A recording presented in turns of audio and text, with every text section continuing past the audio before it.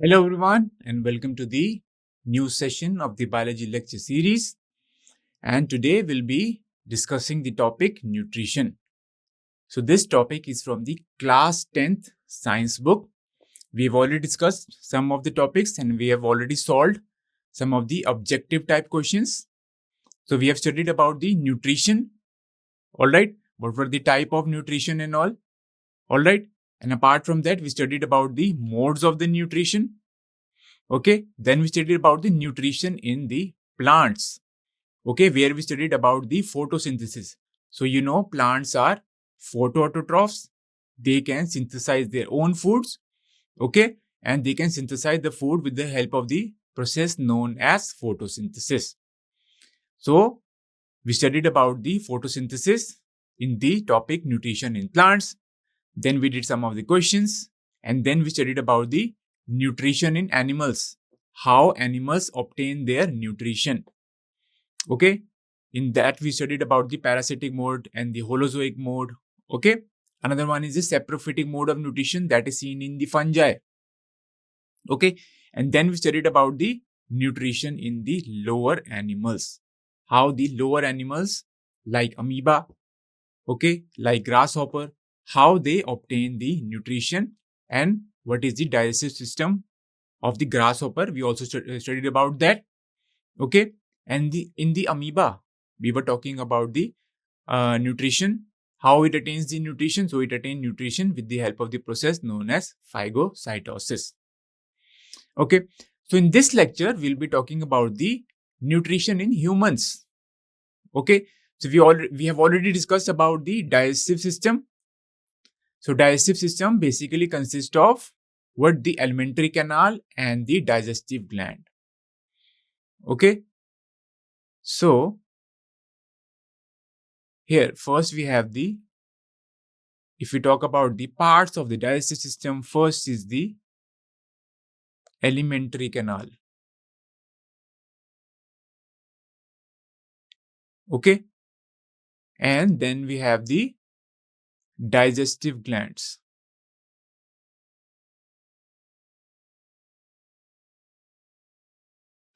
Okay, if we talk about the parts of the alimentary canal, what are the parts of the alimentary canal?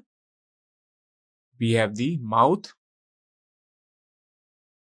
Okay, so mouth receives the food, or you can say the food is taken up through the mouth and then it enters the buccal cavity. This process is known as ingestion. Okay, so food is taken up by the mouth and then it enters what? It enters the buccal cavity. Now, buccal cavity has or is divided into the components. First component is the salivary gland.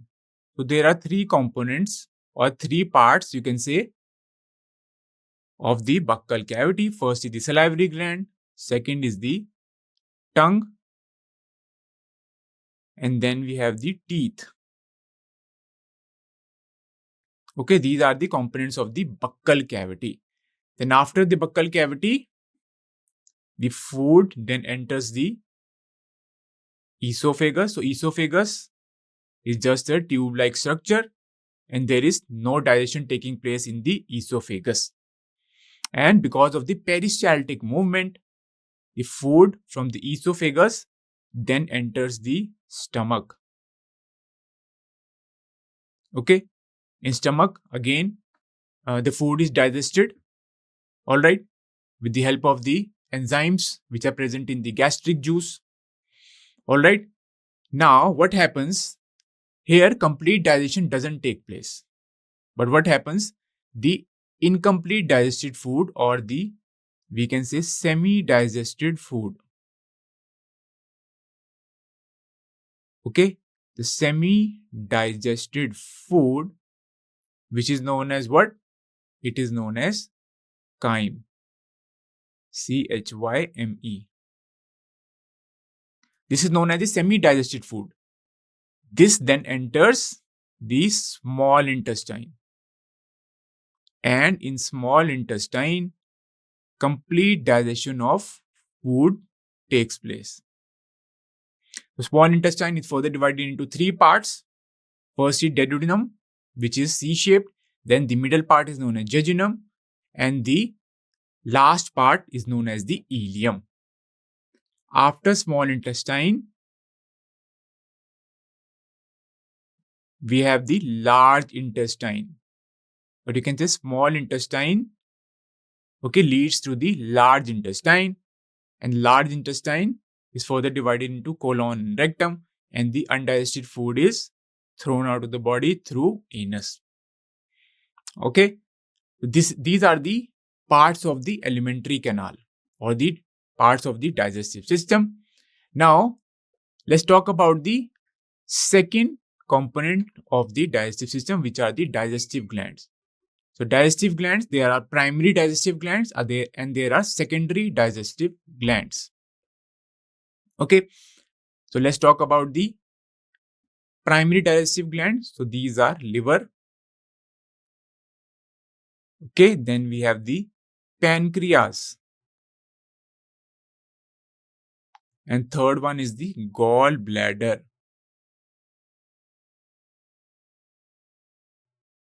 Okay, these are the primary digestive glands. Liver, you know, it secretes bile.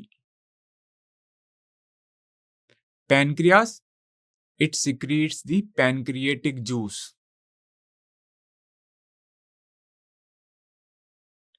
Alright, and the bile is stored in the gallbladder.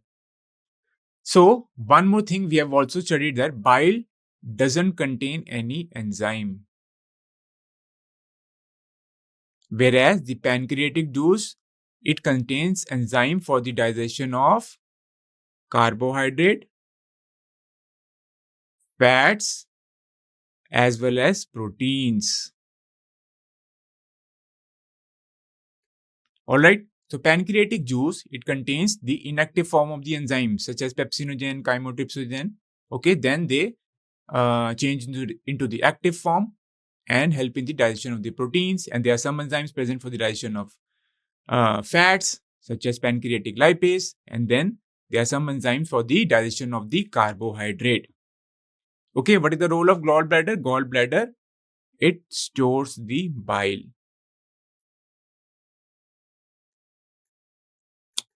Okay, now let's have a look at the digestive system.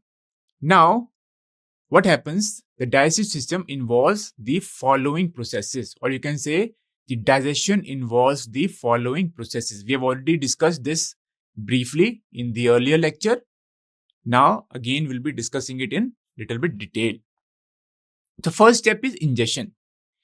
In ingestion, what happens? Intake of food is done through mouth.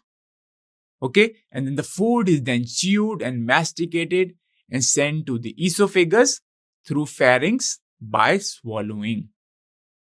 Okay, so what does this mean? This means that the food is taken up through mouth. This you already know. And then what happens? It reaches the buccal cavity. From the mouth, it reaches the buccal cavity. In buccal cavity, with the help of the teeth, the food is chewed. Okay, with the help of the teeth, the food is chewed. Now, teeth, you know, if we talk about the teeth, there are 4 kinds of teeth present in humans. Okay, we have incisors, canines, premolars, and molars. Incisors, then we have canine, then we have the premolar, and we have the molar. So humans have 4 kinds of teeth. What is the role of incisors? It helps in the cutting of the food. Canines, it helps in the tearing of the food. Premolar and molar, both of them help in the grinding of the food. Okay, this is clear. So this is known as chewing of the food is a mechanical process because it is done with the help of the teeth. Okay, mastication is also similar to chewing also only. Okay, mastication is also done with the help of teeth. So what happens when you take food through mouth? Buccal cavity also consists of the salivary glands. So these salivary glands secrete the saliva. And this saliva, we have already discussed, consists of the salivary amylase, which helps in the digestion of the carbohydrates. Okay. And tongue helps to flip the food. Okay. So tongue helps in the mixing of the food with the saliva. All right. And what happens when the food is mixed with the saliva? It is now known as the bolus. Okay. Bolus is, you can say, food mixed with the saliva. This is the bolus. So what happens? Then the food is passed on into the esophagus through pharynx. Okay. Here you have seen food is then chewed and masticated and sent to the esophagus through pharynx. So you can write pharynx here.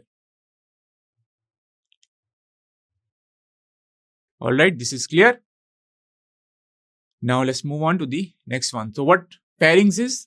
If you talk about the pharynx has both the respiratory and the digestive roles. So it takes air from the nasal cavity and it also takes the food and water from the oral cavity. All right, if we talk about the pharynx, it has dual role. It has respiratory function also, or you can say it acts as a respiratory system also and digestive system also. Okay, both respiratory and digestive roles. Okay, it takes air from where? It takes air from the nasal cavity. And it also passes on the food and the water, which it takes from the oral cavity.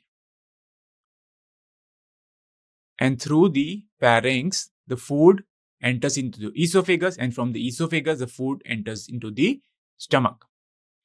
Now, what happens? Saliva secreted in the buccal cavity starts digestion of the starch into the maltose. So, starch is a complex carbohydrate.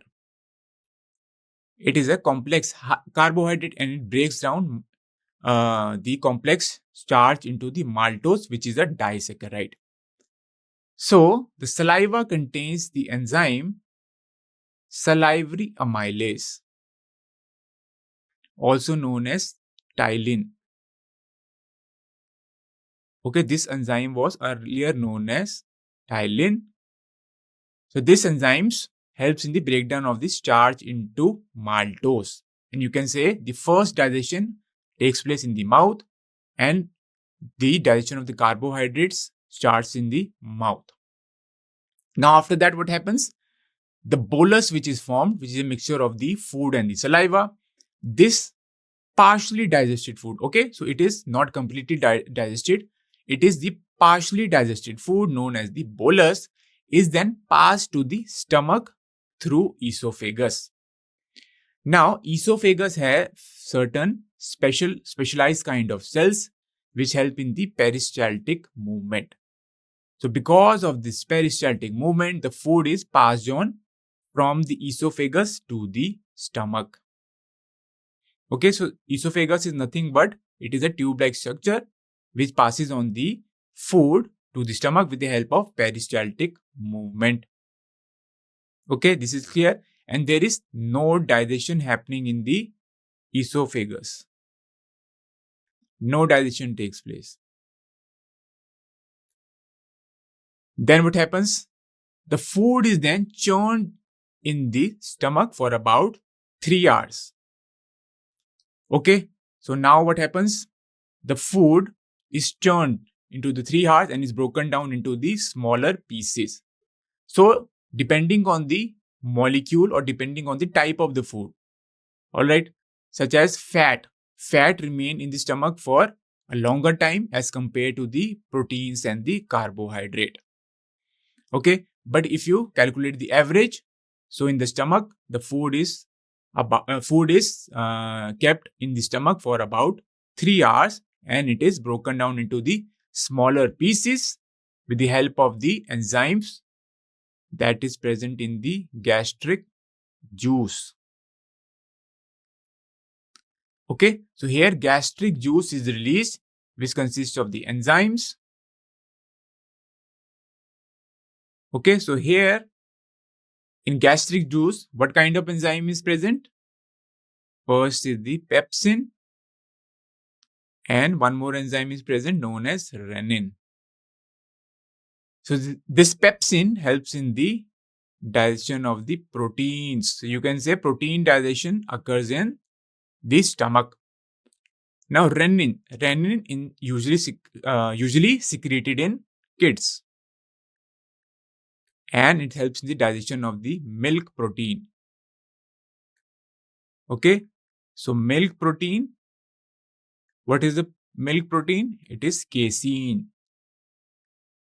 Casein is the milk protein. So renin helps in the breakdown of the milk protein. So what happens? Renin changes the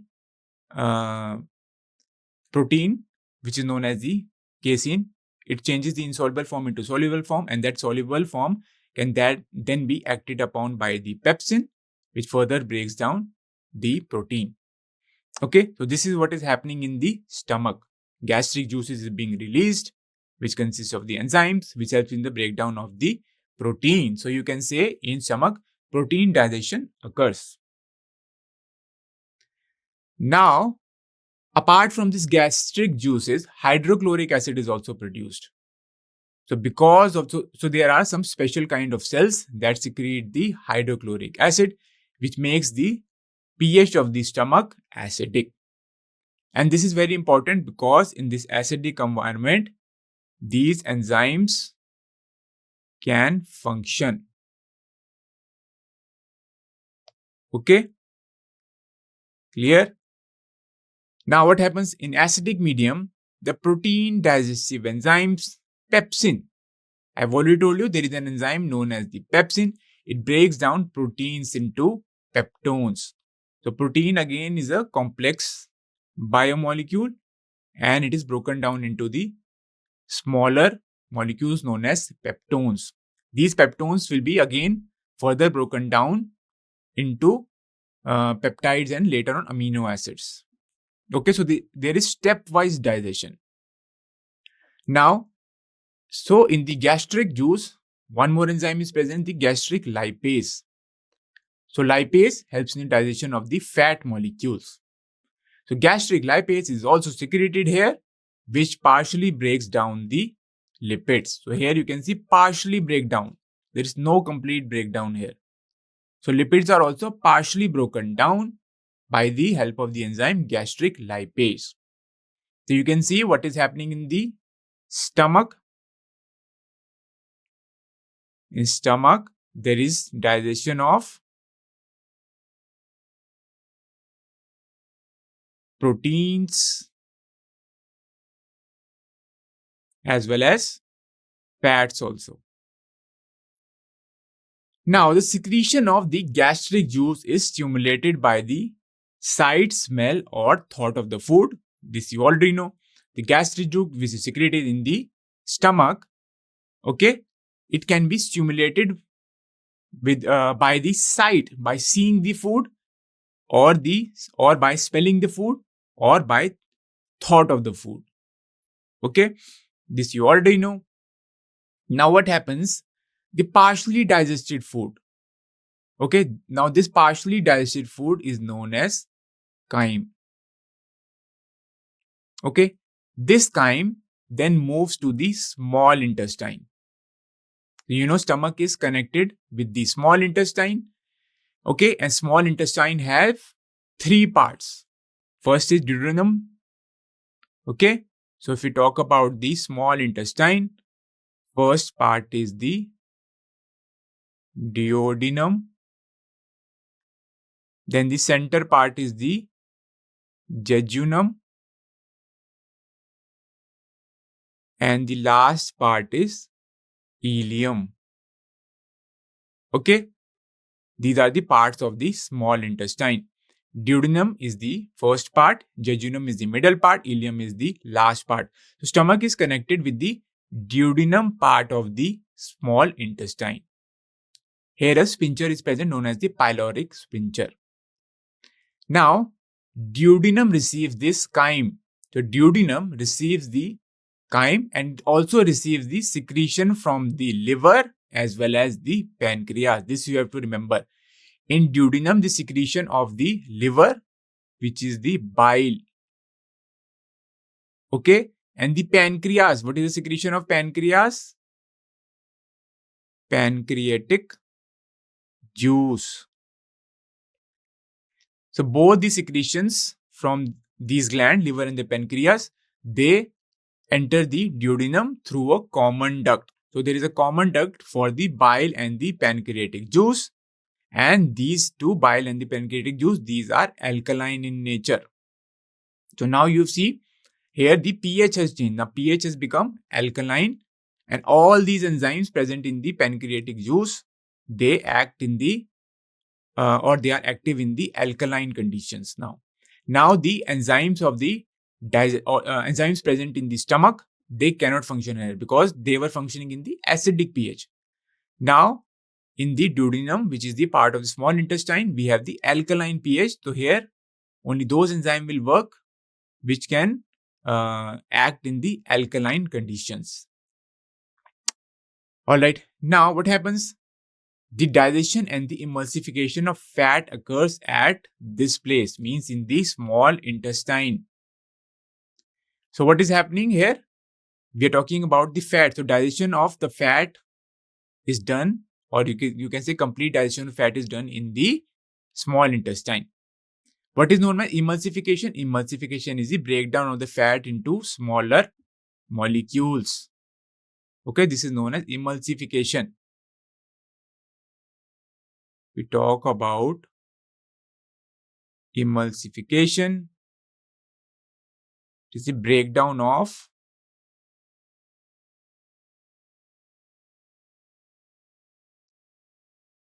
large fat molecule into smaller molecule. Okay, into the smaller molecule.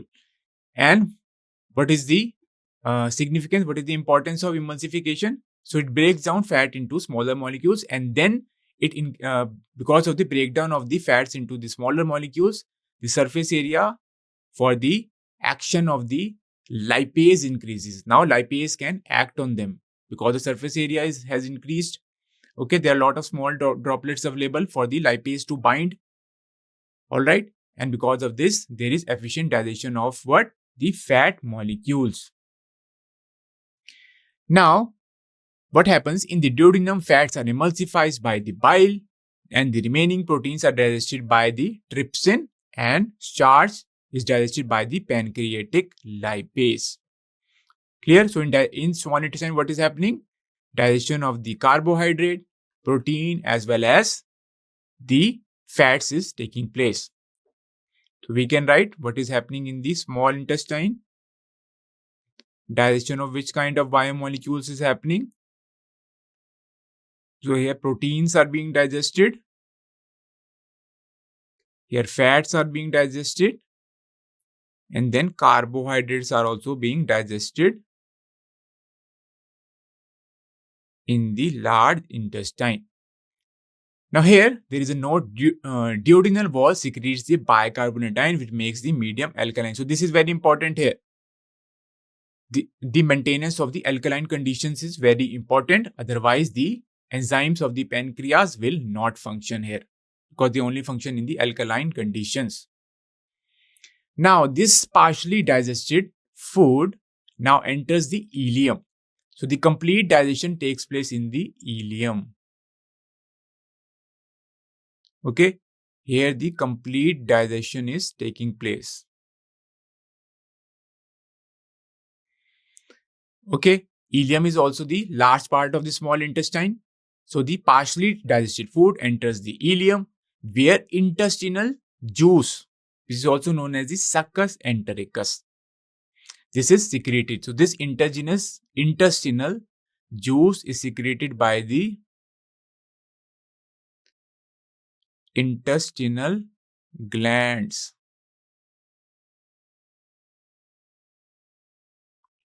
Okay, so these are the glands which are present in the intestine.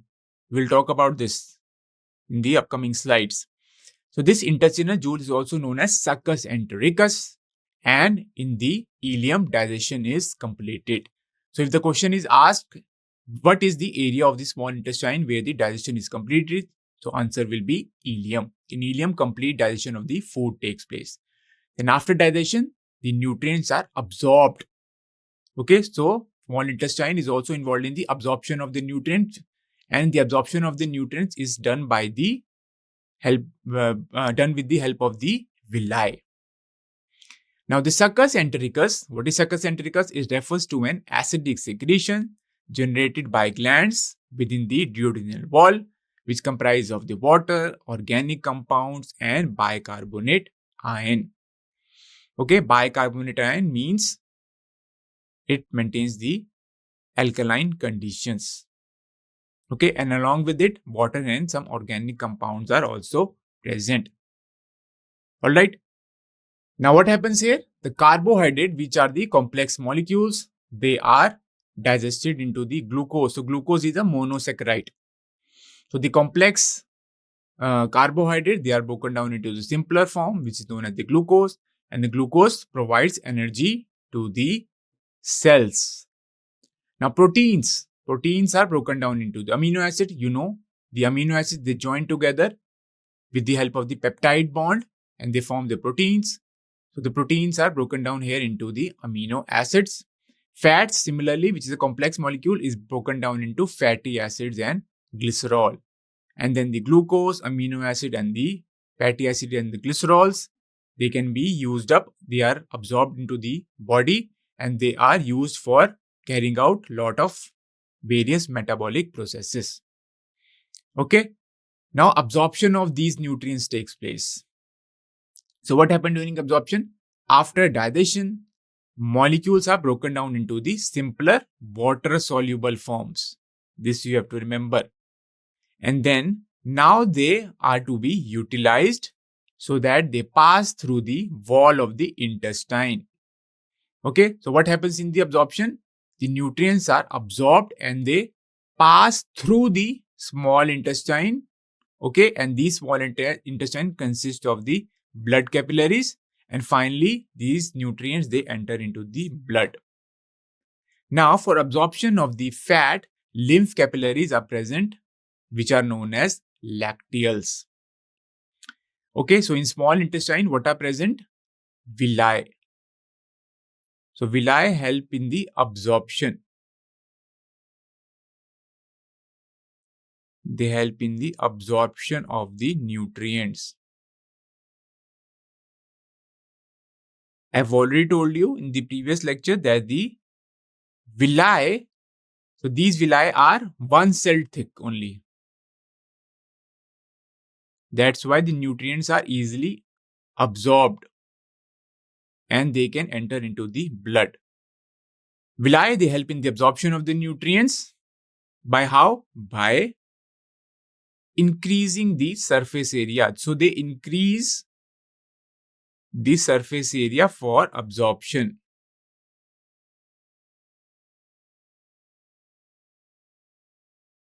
Okay, this is clear. I've already told you the structure of the villi, how villi looks. So this is the villi.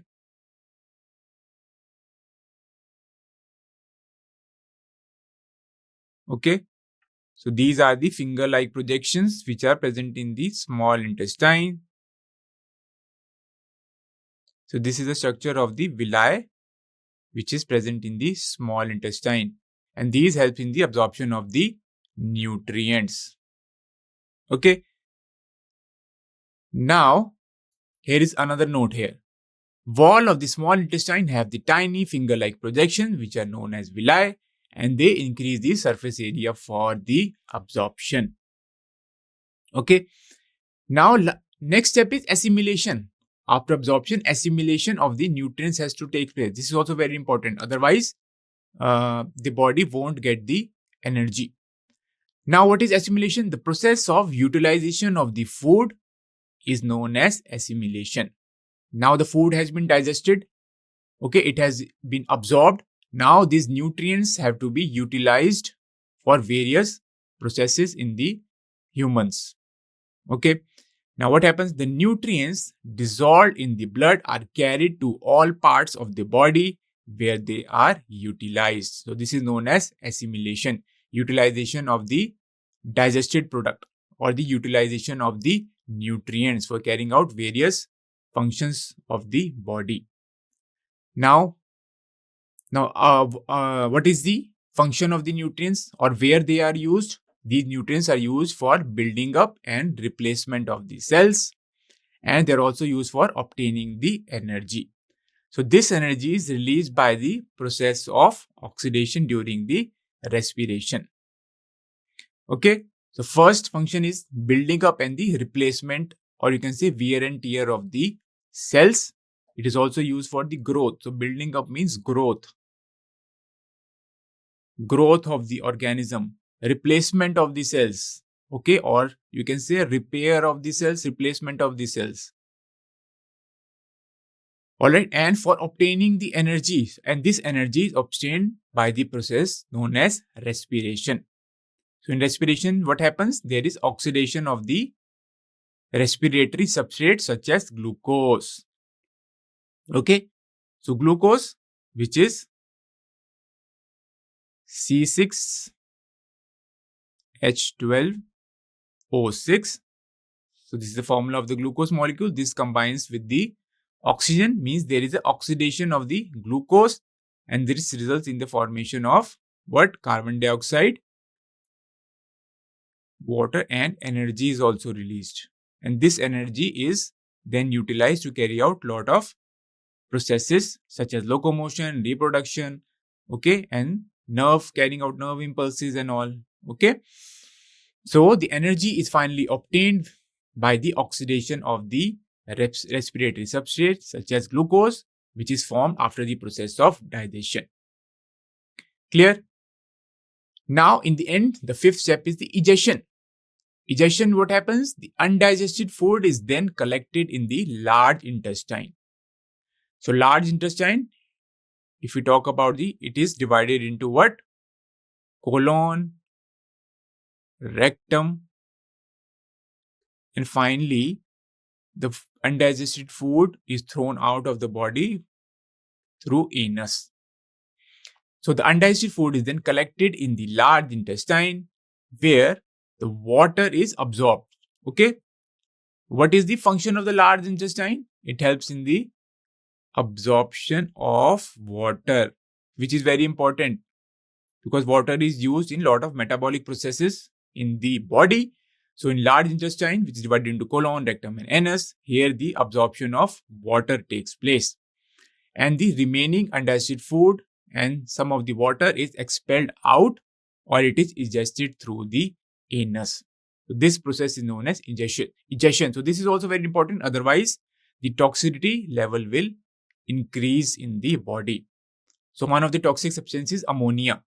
So whenever you ingest the undigested food in the form of feces, then you release the ammonia also. Otherwise, ammonia will accumulate in the body, and that is a very toxic substance for the body. It can also cause encephalopathy. Clear? Now, this is the image showing you the digestive system of the human. Here you can see food is ingested here through the mouth. So this is the mouth. Here you can see the oral cavity. Okay. Oral cavity. So mouth enters into the oral cavity. Oral cavity consists of the buccal cavity. Here you can see the tongue. Okay. The buccal cavity also consists of the salivary gland. So this is one of the salivary gland, parotid. All right. Here. Okay. Then you have this. So there are three pairs of salivary gland. First is this parotid gland. Then we have sublingual gland, and then we have submandibular gland. Okay, so here the food enters through the mouth. It then reaches the buccal cavity. Buccal cavity consists of the tongue, teeth, as well as the salivary glands. Then from the buccal cavity, the food reaches the esophagus through pharynx. So this is the pharynx here. Okay, pharynx we have already discussed. It has dual role. It acts as a respiratory system also and digestive system also. It is a part of respiratory system also and digestive system also. Now, through pharynx, the food reaches the esophagus, and with the help of the peristaltic movement, the food enters into the stomach. Okay, stomach is a J-shaped structure. So here we have the stomach. Below the stomach, we have the pancreas. Pancreas is the digestive gland. Here we have the liver. Liver is also the largest gland. It is also a digestive gland which secretes the bile. Then from the stomach, the food enters into the duodenum, which is a part of the small intestine. Okay, so the small intestine has three parts: duodenum, jejunum, and ileum. Okay, so small intestine is very coiled, all right, and it is around 20 feet long. Then small intestine enters into this large intestine, or you can say it opens into the large intestine. Large intestine, this is the large intestine, this is the small intestine. Large intestine has is further divided into this transverse colon, ascending colon. Okay, then from the large intestine, the food will remain for some time in the rectum, and then it is finally digested through the anus. Okay, this is clear. So this is the image showing you the digestive system of the human being, which consists of the alimentary canal as well as the digestive gland. Alimentary canal, we already know, it consists of the mouth, then pharynx, mouth, then buccal cavity, pharynx, esophagus, stomach, small intestine, large intestine, and anus. All right, and then it also consists of the digestive glands such as pancreas, liver, and gallbladder. Okay, this is clear. Now, we were talking about the primary digestive gland, which were liver and pancreas, as well as the gallbladder. We discussed about the role of the bile. So, bile, okay, it doesn't contain any enzymes, but it contains salts and other pigments such as bilirubin and biliverdin. All right, and the pancreatic juice, it consists of the enzymes for the digestion of carbohydrate, fats, and proteins. Now, there are some other glands also, which are known as the accessory glands, and one of them is the intestinal gland. So, intestinal gland, they secrete intestinal juice as well as the mucus. Intestinal juice, we have already discussed, is also known as the succus entericus. So, the intestinal gland, what are these intestinal glands? They are small tubular extension of the mucous membrane, and they are arranged perpendicular to each other and side by side across its entire surface. Alright, so this is the definition of the intestinal glands which are present in the intestine. Okay, they are small tubular extensions of the mucous membrane. So, they are the extension of the mucous membrane which are perpendicular to each other. Now, the intestinal glands are also known as crypts of Lieberkühn. Okay, or you can say Lieberkühn glands or crypts of Lieberkühn, or you can just say crypts. So, these intestinal glands are also known as crypts. Function we have already seen, it helps in the digestion, and all the enzymes here work at the alkaline conditions. Okay, clear? Now, the enzymes, what kind of enzymes are present in the intestinal, or what kinds of enzymes are secreted by the intestinal gland? So, first we have the lipase. Okay, lipase helps in the digestion of what? It helps in the digestion of the fats. Amylase helps in the digestion of the carbohydrates. Lipase, we can write, helps in digestion of the fat. Amylase helps in the digestion of the carbohydrate. Okay, sucrase, if we talk about the sucrase, it helps in the digestion of sucrose, or it converts sucrose into what? Glucose and fructose. which are both monosaccharides. Okay, sucrose, it is a disaccharide, whereas glucose and fructose, they are monosaccharides. Glucose consists of the aldehyde group and fructose consists of the ketone group. And both of these are reducing sugar. And if we talk about the lactase enzyme, this converts lactose into what? Glucose plus as well as galactose. Okay, maltase. So maltase convert maltose into